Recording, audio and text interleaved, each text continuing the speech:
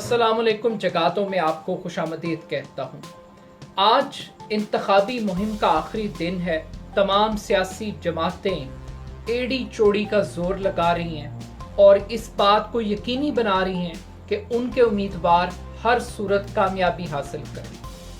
اس پوری 20 سے 25 دن کی انتخابی مہم کے دوران زمینی حقائق کی اگر بات کریں تو عمران خان صاحب کی انتخابی مہم سب سے مؤثر، سب سے کامیاب دکھائی دی۔ بظاہر مریم نواز نے بھی پورے ملک میں یا پورے پنجاب کے ان تمام حلقوں کے اندر بڑے بڑے جلسے کیے، بڑی بڑی تقریریں کی، لیکن ان کے پاس عوام کو دینے کے لیے، بتانے کے لیے اور قائل کرنے کے لیے کوئی ٹھوس گفتگو نہیں تھی۔ اس کے مقابلے میں عمران خان صاحب کے پاس عالمی سازش کا ایک بیانیہ تھا۔ عمران خان صاحب کے پاس لوٹا سیاست کے خلاف ایک نیریٹو تھا۔ عمران خان صاحب کے پاس شہباز شریف کی 2.5 ماہ کی کارکردگی کا ایک تنقیدی جائزہ تھا۔ یہ تمام گفتگو عمران خان صاحب نے عوام کے سامنے رکھی اور اس کے رسپانس میں تحریک انصاف کے حوالے سے جتنے سرویز کنڈکٹ کیے گئے، ان تمام سرویز میں تحریک انصاف شہری علاقوں کے ساتھ ساتھ دیہی علاقوں میں بھی ایک واضح اکثریت کے ساتھ آگے دکھائی دی۔ مگر چونکہ مسلم لیگ نون کے بارے میں کہا جاتا ہے کہ یہ الیکشن کو مینج کرنے کی صلاحیت رکھتے ہیں، ان کو منورنگ کا طریقہ کار آتا ہے، یہ الیکشن کو چوری کرنا جانتے ہیں، یہ سسٹم کی چابیاں لگانا جانتے ہیں جس کے ذریعے سے یہ نتائج پر اثر انداز ہونے کی کوشش کرتے ہیں۔ پچھلے 20 دن سے مسلم لیگ نون کے امیدوار ایک ڈپریشن کا شکار تھے، ایک دباؤ کا شکار تھے، مگر آخری 3 دن کے اندر تھوڑی سی گیم تبدیل ہوئی ہے۔ نون لیگ کے ورکرز کے لیے، ان کے کینڈیڈیٹس کے لیے 3 چیزوں نے ایک خوشخبری کا سما پیدا کیا ہے، اور یہی وہ 3 چیزیں ہیں جنہوں نے عمران خان صاحب کے لیے مشکلات پیدا کرتی ہیں، یا وہ الیکشن جو ون سائیڈڈ ہوتا ہوا دکھائی دے رہا تھا بعض حلقوں میں، وہ الیکشن اب دوبارہ سے ایک ٹائٹ کمپٹیشن کے اندر جا چکا ہے۔ یہ وہ 3 چیزیں ہیں جو میں آپ کے ساتھ شیئر کرتا ہوں۔ سب سے پہلے تو حکومت نے پیٹرول کم کرنے کا اعلان کیا۔ اس ایک اعلان نے پی ایم ایل این کے ووٹر کے اندر ایک نئی روح پھونکی ہے۔ اس کے بعد سپریم کورٹ آف پاکستان نے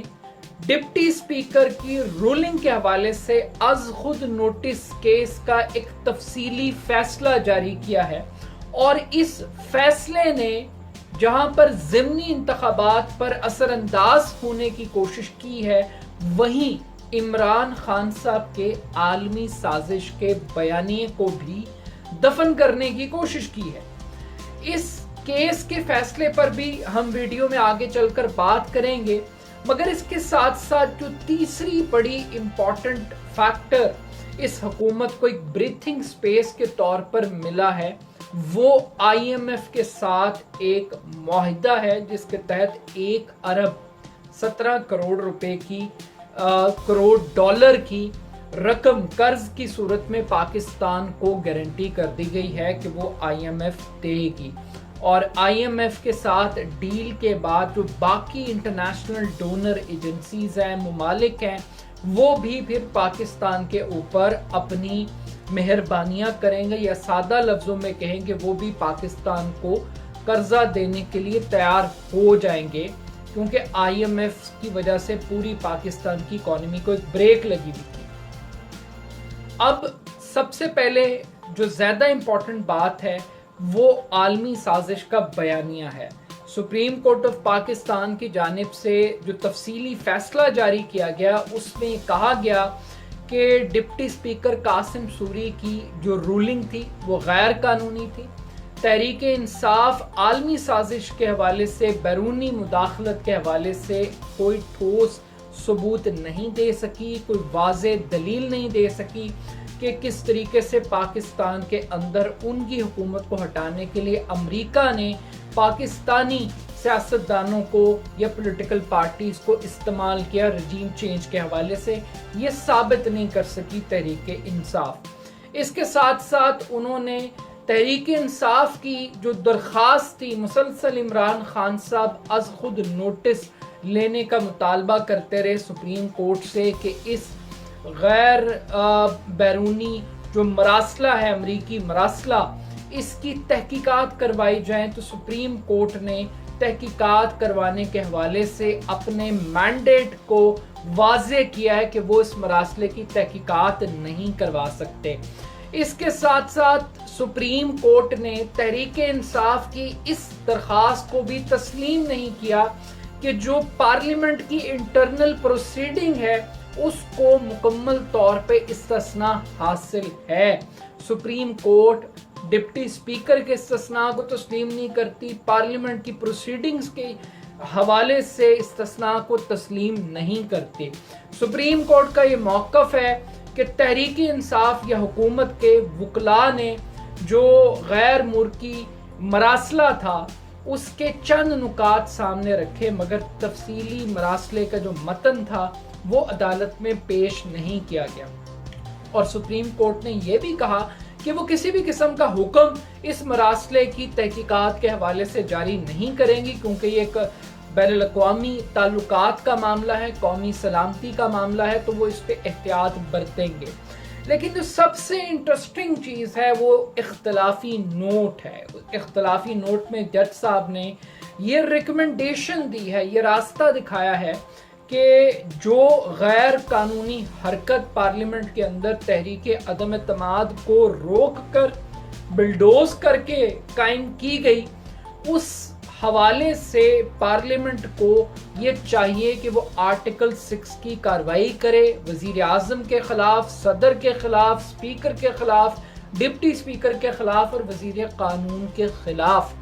اب یہ جو آرٹیکل 6 کی بات ہے، اس نے مسلم لیگ نون کو ایک موقع فراہم کیا ہے کہ وہ اس سپریم کورٹ کے مقدمے کی روشنی میں اس اختلافی نوٹ کو استعمال کرتے ہوئے عمران خان صاحب کے خلاف آرٹیکل 6 کا مقدمہ قائم کرے۔ اب بظاہر اس فیصلے کو کیش کروانا اب یہ مسلم لیگ نون کی ڈیوٹی ہے کہ وہ عوام کو پیٹرول سستا ہونے کا جو ریلیف کا احساس ہے وہ دلا سکے، اور جو عالمی سازش کا بیانیہ ہے اس کو وہ مکمل طور پر دفن کر سکے۔ لیکن میرا خیال ہے کہ مسلم لیگ نون شاید اس وار آف نیریٹو کو جیت نہیں سکے گی۔ اس کی سب سے بڑی بنیادی وجہ یہ ہے کہ سپریم کورٹ آف پاکستان تو خود اس رجیم چینج پلان کا پارٹ اینڈ پارشل تھی۔ عمران خان صاحب کی حکومت اگر ختم ہوئی ہے تو اس حکومت کے ختم ہونے میں سپریم کورٹ کا سب سے بڑا اور کلیدی کردار ہے۔ اگر سپریم کورٹ رات کو 12 بجے نہ کھلتی، از خود نوٹس نہ لیتی، تو شاید آج حالات مختلف ہوتے، عمران خان صاحب شاید وزیر اعظم ہوتے، یا پھر یہ ملک عام انتخابات کی طرف بڑھ جاتا۔ مگر چونکہ سپریم کورٹ آف پاکستان رات کو 12 بجے کھولی گئی اور اس امپورٹڈ حکومت کو مسلط کرنے کے لیے، شہباز شریف صاحب کو مسلط کرنے کے لیے ایک راستہ اختیار کیا گیا، اور سپریم کورٹ آف پاکستان کے کندھوں پر چڑھ کے اس پوری حکومت کی تبدیلی کا جو پلان تھا اس کو ایگزیکیوٹ کیا گیا، اس وجہ سے سپریم کورٹ کے اس فیصلے کی اخلاقی ساکھ، قانونی ساکھ اور سیاسی ساکھ مشکوک ہے۔ آلدو کہ سپریم کورٹ کا ہر فیصلہ وہ سر آنکھوں پر اس کو تسلیم کرنا چاہیے، لیکن اس فیصلے کے حوالے سے جو خدشات تھے اور جو سپریم کورٹ کا رول تھا وہ انتہائی مشکوک تھا۔ اور اس میں اب ایک اور بھی ایک بدقسمتی ہے کہ پاکستان کے اندر یہ سپریم کورٹ کی ہی مہربانی ہے کہ آج ایک منی لانڈر اس ملک کا وزیر اعظم ہے جس پہ منی لانڈرنگ کے الزامات ہیں۔ آج اس ملک کا وزیر اعظم وہ ہے جس کے اوپر جعلی بینک اکاؤنٹس کا مقدمہ ہے، 16 ارب روپے کی منی لانڈرنگ ایک ہے، 24 ارب روپے کا جعلی مقدمات کا کیس علیحدہ سے ہے، جس کے بچے مفرور ہیں اس ملک سے۔ फिर ये भी इसी सुप्रीम कोर्ट और इसी अदलिया का कमाल है कि आज एक सज़ा याफ्ता शख्स जो इस मुल्क का 3 मरतबा वज़ीर आज़म रहा, उसको लंदन भगाने में पाकिस्तान की अदालतों ने किरदार अदा किया।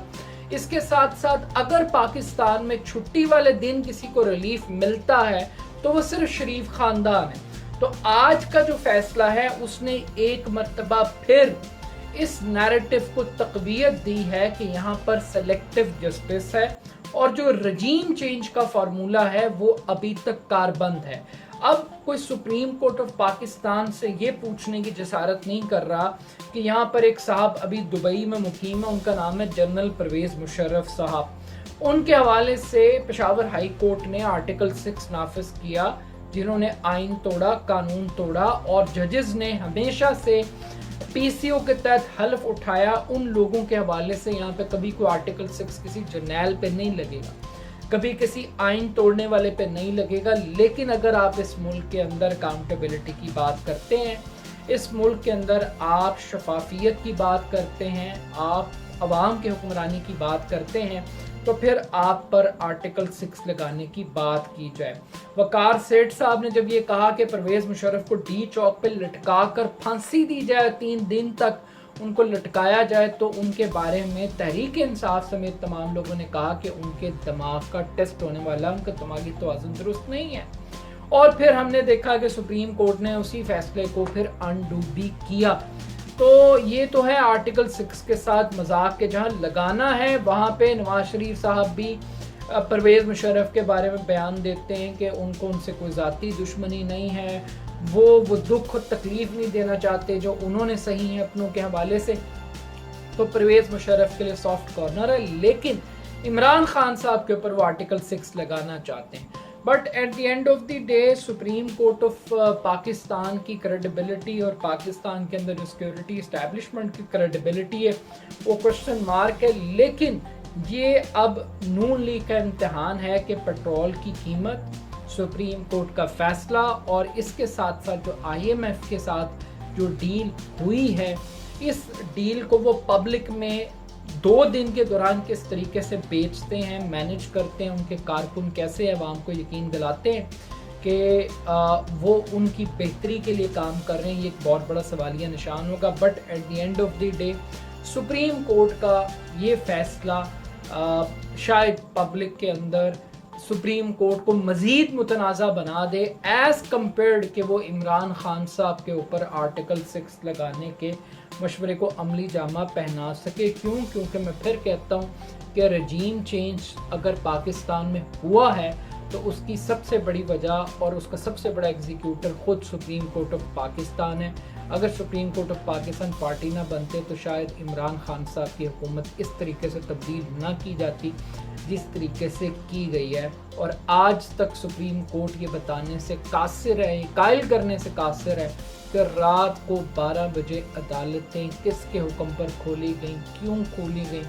और उन्होंने ये अदालतें खोल के क्या टारगेट अचीव किया है। अपना फीडबैक मुझे ज़रूर दीजिएगा। मेरे YouTube चैनल को जगादो को ज़रूर सब्सक्राइब कीजिएगा।